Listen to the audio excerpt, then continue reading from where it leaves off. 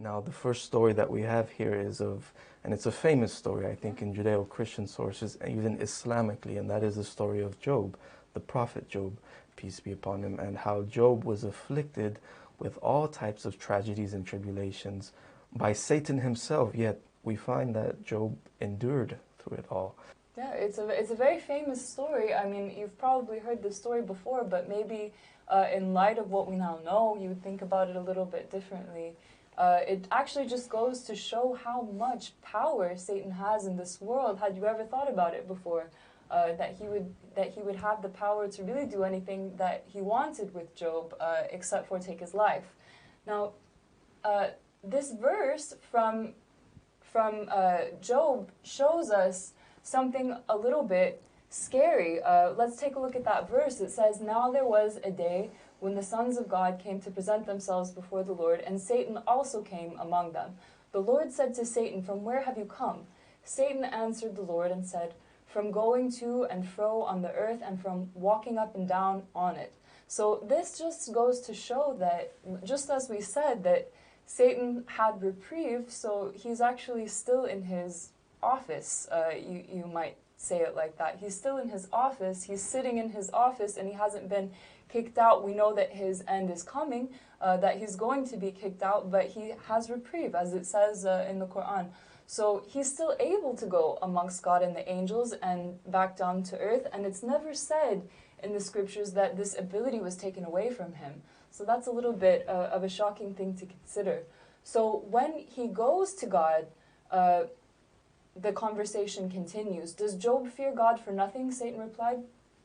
"Have you not put a hedge around him and his household and everything he has?" So God asked Satan when he was on earth, what did he think about Job? Had he seen his sincere servant Job? So this is Satan's reply. He's basically saying, yes, he loves you, but why wouldn't he love you? You've given him everything. He has it all. If you took that away from him, then he wouldn't love you so much. So we see him taking on this prosecuting role, this prosecutor angel role. So he's saying, accusing him, basically. So he says that God should put him to the test. So God agrees, and he says, "Behold, all that he has is in your hand.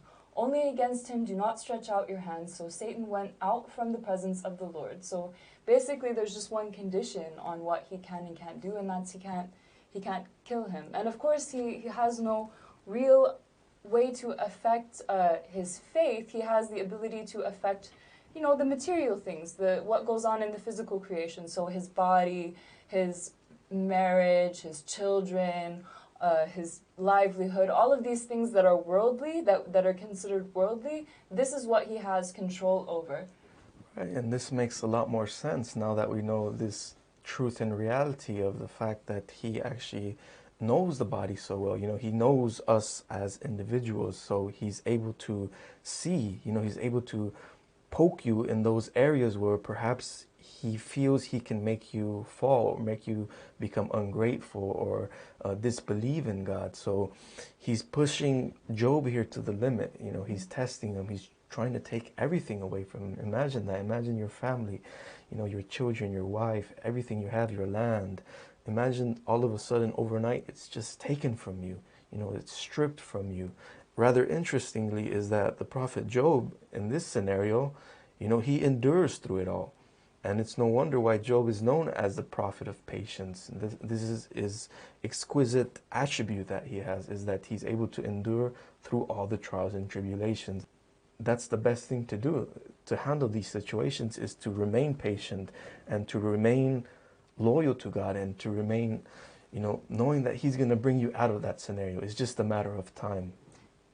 Yes, definitely. I mean, Job, as you said, Job, he always remained patient. And I think that we've probably all met people in our lives that had a similar thing, that perhaps they were touched by a tragedy, something very sad happened to them in their lives, and they went the other way, you know. They went away from God and they disbelieved in God. But Job stayed close to God. Job stayed firm.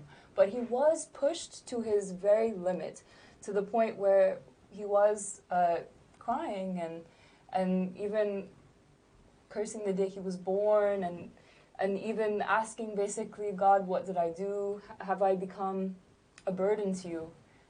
Asking, what did I do wrong?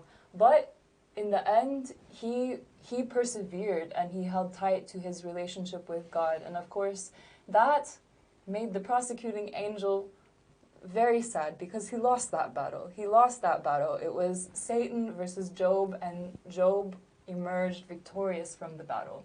So what makes the prosecuting angel happy? It's when he succeeds, right? He succeeds in taking people down.